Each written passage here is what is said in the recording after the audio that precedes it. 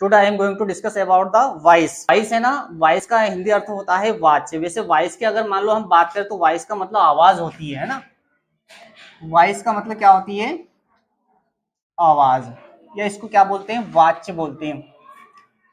देखिए वॉइस सीखने के लिए आपको क्या करना पड़ेगा? वॉइस के लिए आपको टेंस की जरूरत लगेगी। बिना टेंस के आप वॉइस नहीं सीख पाओगे। यदि आपको टेंस आता है तो समझ लीजिए आप वॉइस उसको अच्छे से कंप्लीट कर पाओगे। और अब हमारा टॉपिक यहाँ पर चल रहा है वॉइस। वॉइस का मतलब होता है वाच्य। अब क्या है कि अगर मान लो हम जो टेंस में जो जितने भी हमने सेंटेंस पढ़े हैं, किसी भी टेंस का वाक्य हो, हिंदी का जो सेंटेंस है उसको जब हम इंग्लिश में ट्रांसलेट करते हैं तो वहां किसी ना किसी प्रकार का वॉइस होता है, किसी ना किसी प्रकार का वो वाच्य होता है। तो वॉइस है ना, वॉइस दो प्रकार के होते हैं। एक होता है एक्टिव वॉइस, एक्टिव वॉइस, और दूसरा जो वॉइस होता है वो होता है पैसिव वॉइस। एक्टिव वॉइस और पैसिव वॉइस। एक्टिव वॉइस को हिंदी में बोलते हैं कर्ता वाच्य, कर्ता वाच्य, और जो पैसिव वॉइस होता है उसको बोलते हैं कर्म वाच्य। किसी भी हिंदी सेंटेंस को जब हम इंग्लिश में ट्रांसलेट करते हैं, चाहे वह किसी भी टेंस का वाक्य हो, तो वहां जो सेंटेंस होता है वह हमेशा एक्टिव का ही सेंटेंस होता है, एक्टिव वॉइस वाला ही सेंटेंस होता है। जैसे एग्जांपल के लिए अगर मान लो मैं लिखता हूं वह खाना खाता है, वह खाना खाता है, और इस सेंटेंस को मैंने इंग्लिश में ट्रांसलेट किया कि यह सेंटेंस प्रेजेंट इंडेफिनिट टेंस का है ना। ता है, ती है, ता हूं, ते हैं। पहले क्या करते हैं, हम किसी भी हिंदी के सेंटेंस को इंग्लिश में ट्रांसलेट करते हैं तो उस सेंटेंस की पहचान की जाती है कि वह सेंटेंस कौन सी टेंस का है। तो ता है, ती है, ता हूं, ते हैं, ये प्रेजेंट इंडेफिनिट टेंस की पहचान है। तो इस सेंटेंस को हमने इंग्लिश में ट्रांसलेट किया। सबसे पहले हमने सब्जेक्ट की इंग्लिश बना दी ही, है ना।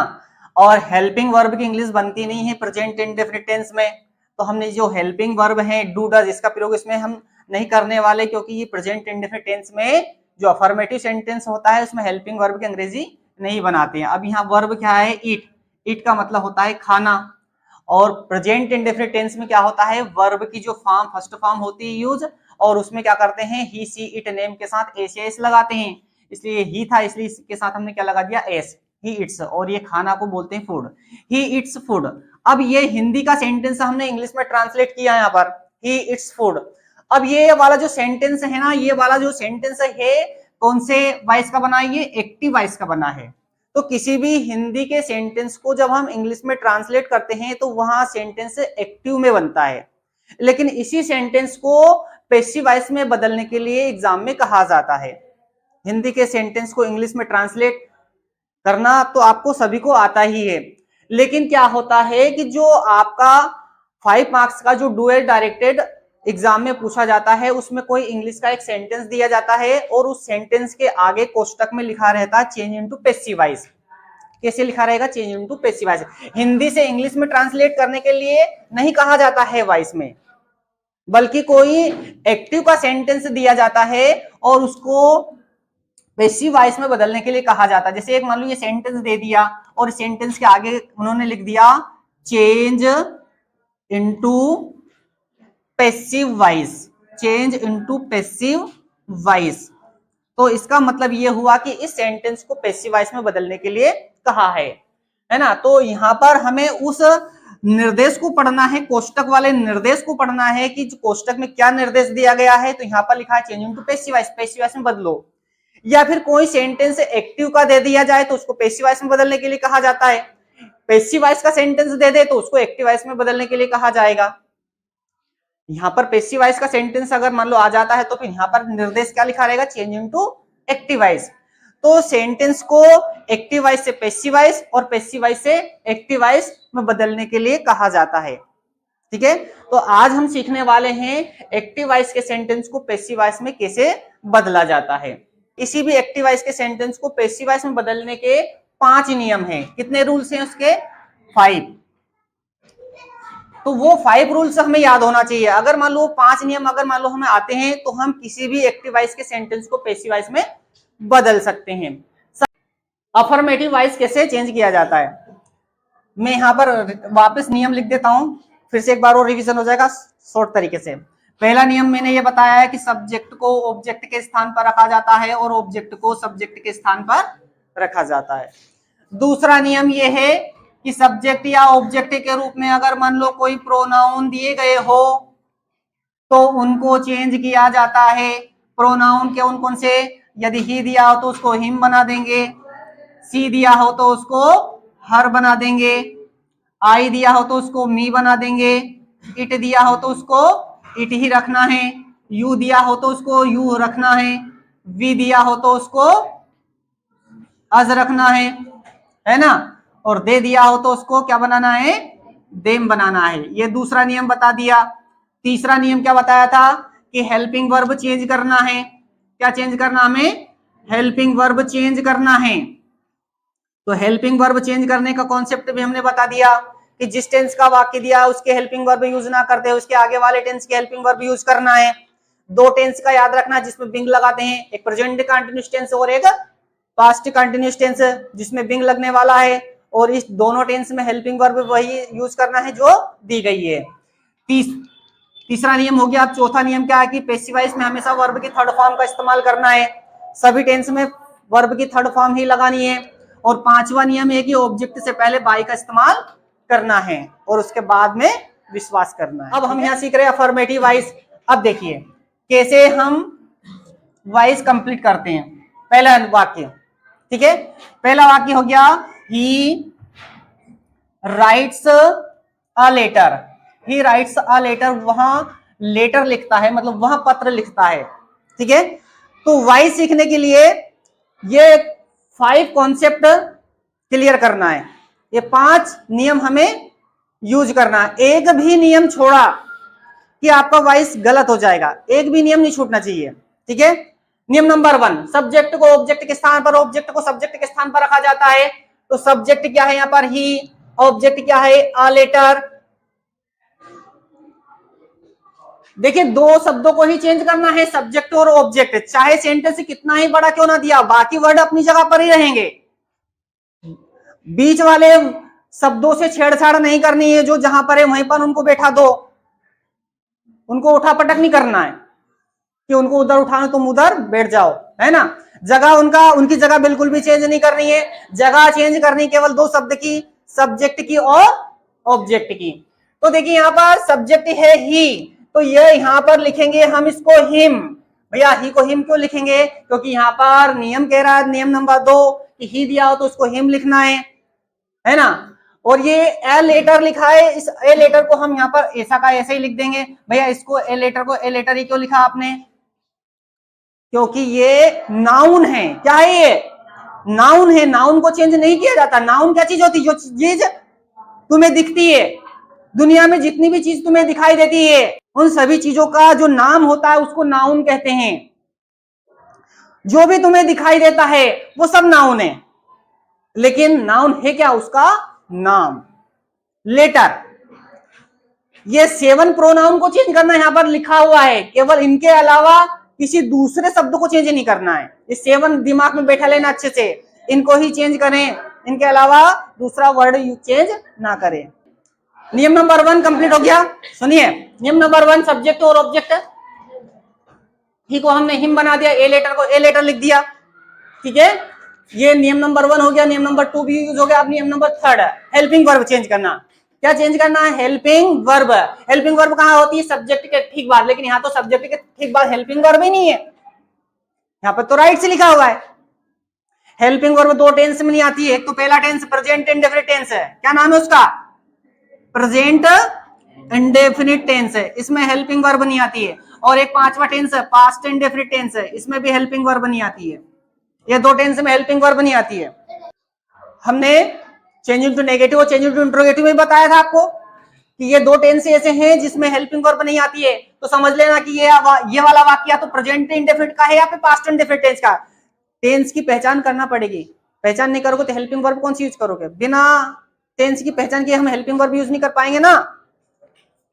पैसिव वॉइस बनाने के लिए हेल्पिंग वर्ब चेंज करना पड़ेगी ना। क्यों करना पड़ेगी, तीसरा नियम कह रहा है ना ऐसा कि हेल्पिंग वर्ब चेंज कीजिए। अब हेल्पिंग वर्ब चेंज करना है तो टेंस तो पहचानो, हर कोई सी हेल्पिंग वर्ब फिट कैसे कर देंगे हम। वर्ब की फर्स्ट फॉर्म दी हो तो प्रेजेंट इंडेफिनिट टेंस का वाक्य समझ लेना। वर्ब की सेकंड फॉर्म दी हो तो पास्ट इंडेफिनिट टेंस का वाक्य समझ लेना। पहचानो कौन सी फॉर्म है ये, वर्ब की फर्स्ट फॉर्म है, कौन सी फॉर्म है कि second form? First form, right, first form होती है, सेकंड फॉर्म रोट होती है, थर्ड फॉर्म रिटन होती है, राइट, रोट, रिटन। वर्ब की फर्स्ट फॉर्म, तो पक्का ये वाक्य प्रेजेंट इंडेफिनिट का है, किसका है? तो अभी हम helping verb present continuous tense की यूज कर रहे हैं, उसके आगे वाले टेंस की बताया था ऐसे ही। जिस टेंस का वाक्य दिया उसकी यूज ना करते हुए उसके आगे वाले टेंस की हेल्पिंग वर्ब यूज कर डालो। तो प्रेजेंट इंडेफिनिट टेंस का वाक्य है, इसलिए हम प्रेजेंट कंटीन्यूअस टेंस की हेल्पिंग वर्ब यूज करेंगे। तो भैया प्रेजेंट कंटीन्यूअस टेंस की हेल्पिंग वर्ब तो याद होना चाहिए, is, are, am. Present continuous tense की हेल्पिंग वर्ब क्या है? Is, are, am. तीन हेल्पिंग वर्ब है, इज एक वचन, आर बहुवचन, एम आई के लिए। एक वचन, बहुवचन, सिंगुलर, प्लूरल याद होना चाहिए। एक वचन मतलब सिंगुलर नंबर, बहुवचन मतलब प्लूरल नंबर, है ना। जो संख्या में एक होता है वो एक वचन होता है, जो संख्या में दो या दो से अधिक हो उसको प्लूरल नंबर बोलते हैं। अब यहां पर अ लेटर, अ लिखा हुआ है, अ मतलब एक, एक ही जो चीज एक होती है उसके आगे ए लिखते हैं, तो ये लेटर एक ही यहाँ पर, तो एक वचन है ये, क्या है ये? तो helping verb is, are, am, तीनों में से कौन सी यूज करें? इज। कौन सी यूज करेंगे? इज। क्लियर हो गया? कौन सी यूज करेंगे हम? इज। ये हो गया हमारा नियम नंबर 3 कंप्लीट। कहां तक हो गया हमारा? सीरियल से चलते जाइए। नियम नंबर 3 हमारा कंप्लीट हो गया। नियम नंबर 4 पे आ जाइए। वर्ब की थर्ड फॉर्म यूज करना है। कौन सी फॉर्म यूज करना है? Third form. तो ये वर्ब है, इसकी थर्ड फॉर्म लिख दो, रिटर्न। क्या लिखेंगे? रिटर्न। वर्ब की थर्ड फॉर्म हो गई रिटर्न। पांचवा नियम क्या कह रहा है? बाय का इस्तेमाल करो। कहां इस्तेमाल करना बाय का? ऑब्जेक्ट के ठीक आगे, आखिरी में जो ऑब्जेक्ट आए ना उसके आगे बाय लगा दो, बन गया पैसिव वॉइस। क्या बन गया? Passive voice. A letter is written by him. देखिए यहां पर कर्ता वाच्य था, ये हो गया कर्म वाच्य। यहां पर सब्जेक्ट आगे है, काम करने वाला सबसे आगे है। ही राइट्स अ लेटर, वहां एक पत्र लिखता है, अब यहां पर काम करने वाला आखिरी में आ गया। A letter is written by him, एक पत्र जो लिखा गया है, हिम उसके द्वारा, एक पत्र उसके द्वारा लिखा गया है। इसका अर्थ है वहां पत्र लिखता है, और यहां पर अर्थ हो गया एक पत्र उसके द्वारा लिखा गया है। दूसरा वाक्य देखते हैं। दूसरा वाक्य देखते हैं। She is singing, she is singing a song, वह गाना गा रही है। She is singing a song. Subject, object, यह है सब्जेक्ट, यह है ऑब्जेक्ट। सी को ऑब्जेक्ट के स्थान पर रखेंगे तो यहां लिखेंगे हर, क्या लिखेंगे? ए सॉन्ग को सी के स्थान पर लिखेंगे तो ए सॉन्ग, सेम वैसा का वैसा ही। सॉन्ग को हमने सॉन्ग ही लिखा है, लेकिन सी को हमने हर बना दिया है।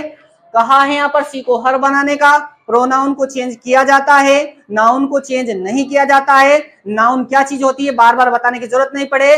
Noun is the name of any person, place और थिंग। किसी व्यक्ति, वस्तु और स्थान के नाम को नाउन कहते हैं।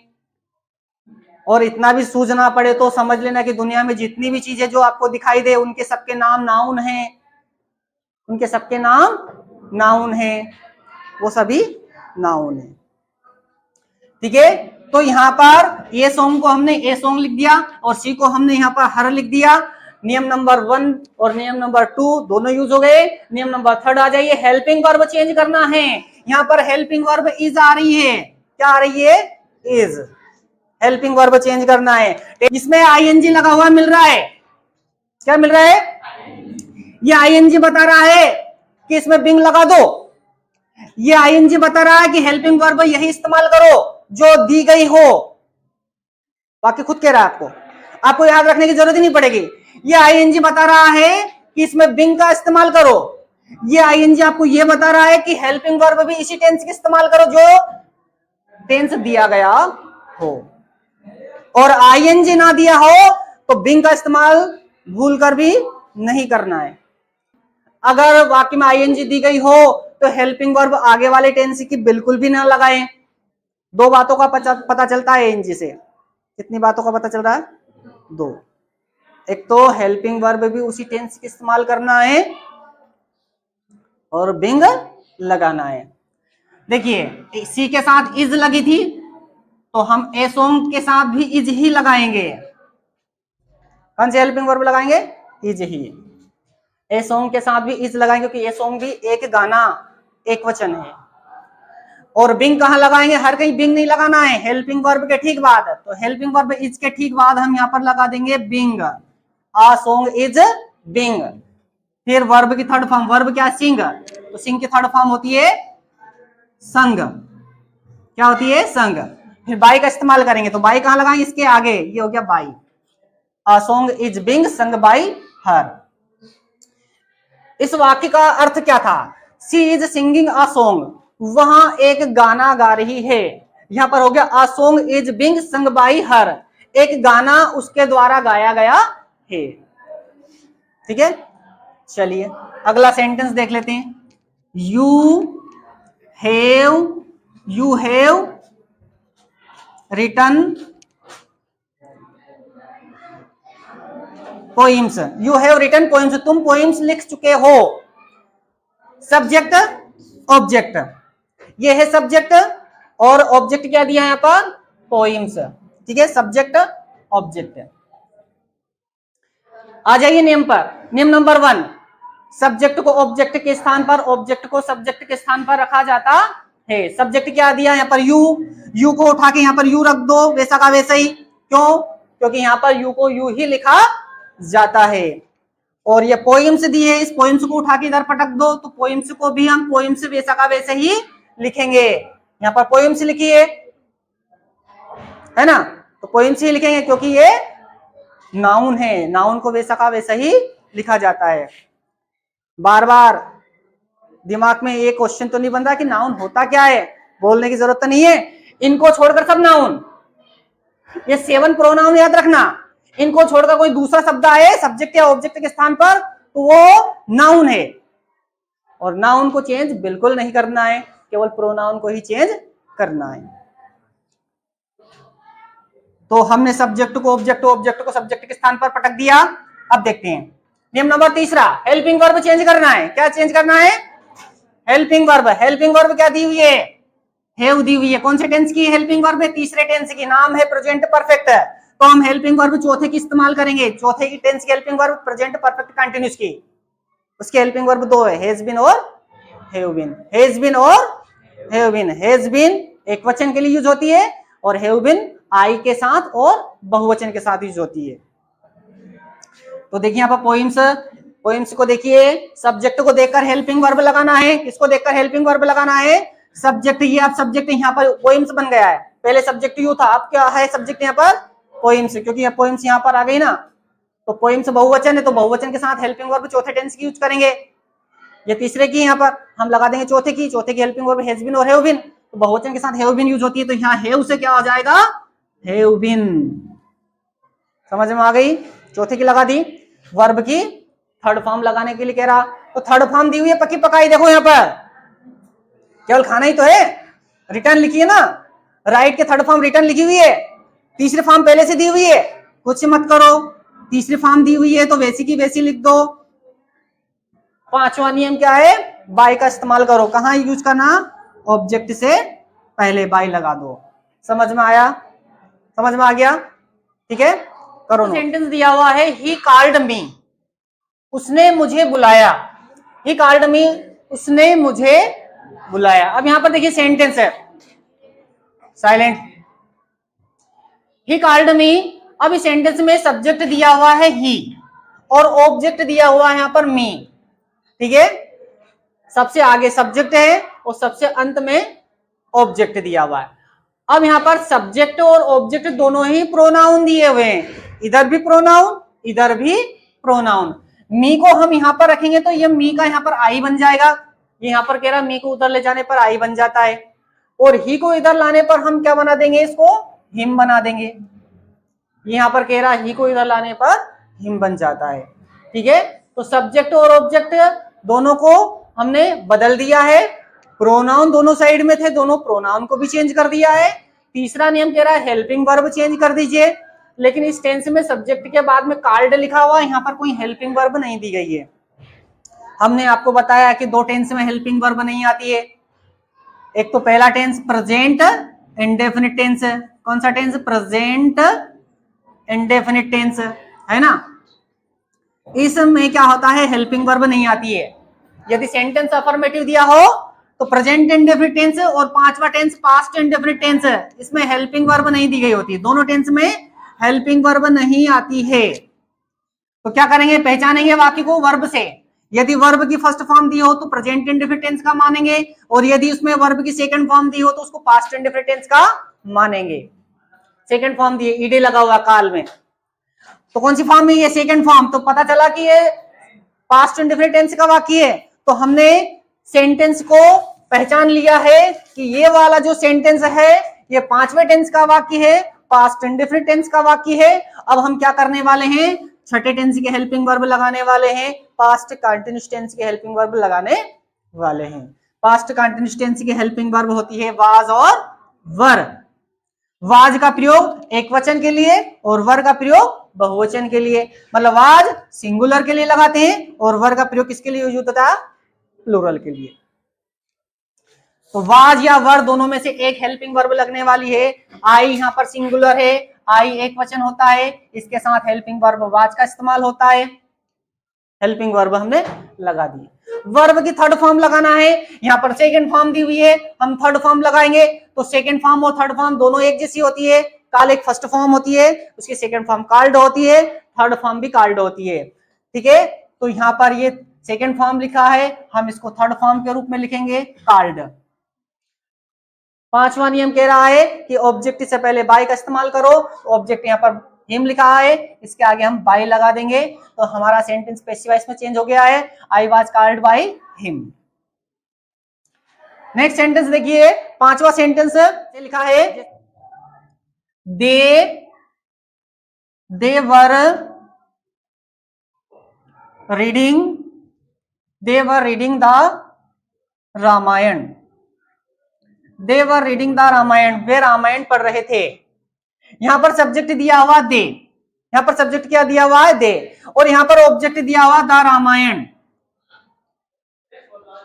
ये दा है ना, ये रामायण के आगे यूज हुआ है, तो ये नाउन के आगे यूज हुआ दा, ये नाउन के साथ ही रहेगा। ठीक है, तो पहला नियम कह रहा है कि सब्जेक्ट को ऑब्जेक्ट के स्थान पर, ऑब्जेक्ट को सब्जेक्ट के स्थान पर रखो। तो हमने दे को यहां पर रखा है, तो यहां पर जैसे दे को यहां पर रखा तो हमने उसको देम बना दिया। क्यों बना दिया देम, क्योंकि यहां पर कह रहा है कि दे को देम बनाइए। और द रामायण क्या है, ये नाउन है, नाउन को चेंज नहीं किया जाता है, नाउन को वैसा का वैसे ही रखा जाता है जो नाउन होते हैं। नाउन यहाँ पर द रामायण लिखा हुआ है, एक धार्मिक पुस्तक का नाम है, हम उसको वैसा का वैसा ही लिख देंगे। ठीक है, हेल्पिंग वर्ब चेंज कीजिए।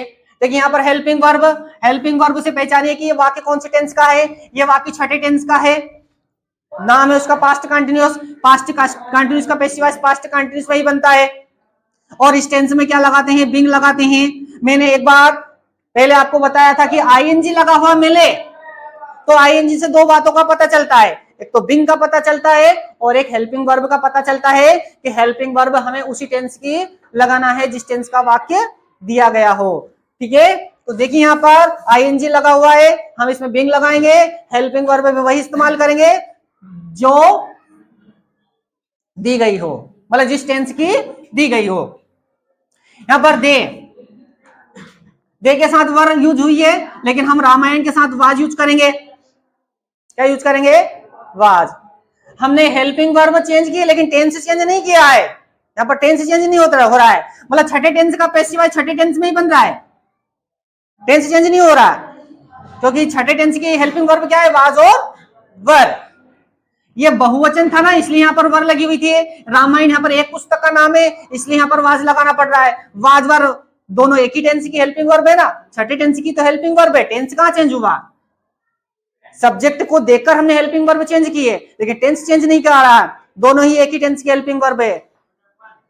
ठीक है, अब इसमें हम क्या यूज करने वाले हैं, बिंग यूज करने वाले हैं, क्योंकि आईएनजी दिया हुआ है, बिंग यूज करेंगे। बिंग की जगह कहां पर है, हेल्पिंग वर्ब के ठीक बाद ही बिंग यूज होता है, हर कहीं पर बिंग नहीं लगाना है। कहां लगाएंगे?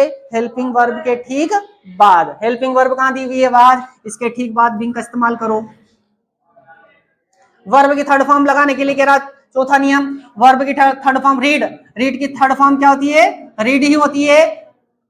रीड की थर्ड फॉर्म रीड ही होती है। फर्स्ट फॉर्म, सेकंड फॉर्म, वो थर्ड फॉर्म सेम है।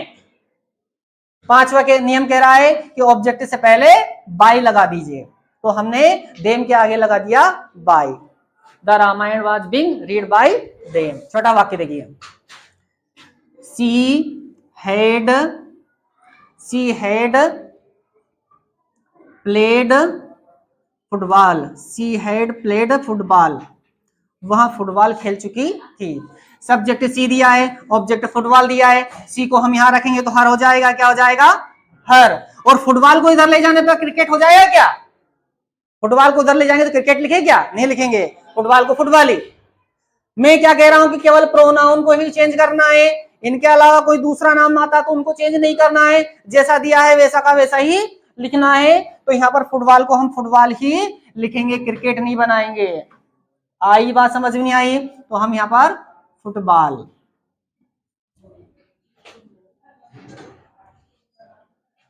ठीक है, नियम दूसरा हो गया। तीसरा, हेल्पिंग वर्ब चेंज कर दीजिए। हेल्पिंग वर्ब समझ लीजिए कौन से टेंस की? छठे सातवें की। नाम है पास्ट परफेक्ट।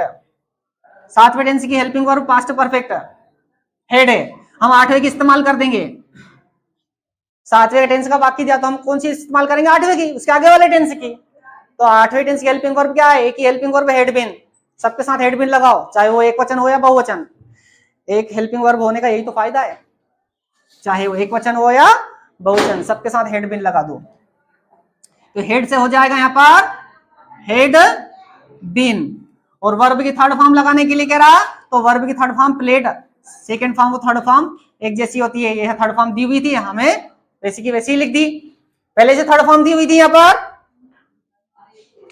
है ना। ऑब्जेक्ट से पहले काय का इस्तेमाल करो? बाय का इस्तेमाल करो। बन गया football had been played by her. ठीक है, देख लीजिए, I shall teach you. I shall teach you, मैं तुम्हें पढ़ाऊंगा, है ना। अब सेंटेंस देखिए, आई यहां पर सब्जेक्ट दिया है, यू यहां पर ऑब्जेक्ट दिया है। दोनों साइड प्रोनाउन है, इधर भी प्रोनाउन इधर भी प्रोनाउन, है ना। सब्जेक्ट भी प्रोनाउन और ऑब्जेक्ट भी प्रोनाउन दिया है। इस प्रोनाउन को उठा के हम यहां पर रख देंगे, यहां पर यू लिखेंगे। आई को इधर लाके हम यहां पर रखेंगे तो मी लिख देंगे। क्यों? क्योंकि यहां पर आई को मी बनाने के लिए कहा था और यू को चेंज नहीं करने के लिए कहा था। यू को यू ही लिखते हैं। ठीक है, तो इधर भी यू लिखा, इधर भी हमने यू लिखा। पहला और दूसरा नियम कंप्लीट। तीसरे नियम पर आ जाइए, हेल्पिंग वर्ब चेंज करेंगे। हेल्पिंग वर्ब यहाँ पर सेल लिखी हुई है, टेंस की पहचान करेंगे तो नौवा टेंस है, नाम है उसका फ्यूचर इंडेफिनिट। कौन सा टेंस है ये? Future indefinite. हम हेल्पिंग वर्ब उसके आगे वाले टेंस की यूज करेंगे, फ्यूचर कंटिन्यूस की। हेल्पिंग वर्ब का रूल्स मैंने बता दिया है, जिस टेंस का वाक्य दिया उसके हेल्पिंग वर्ब यूज ना करते उसके आगे वाले टेंस की हेल्पिंग वर्ब यूज करना है।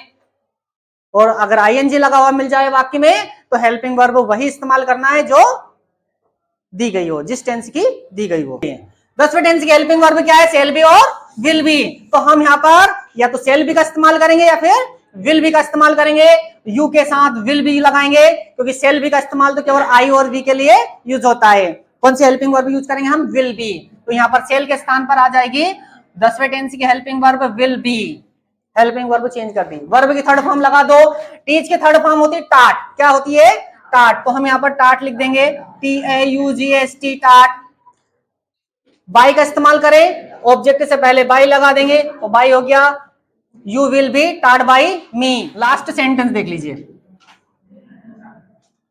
We shall have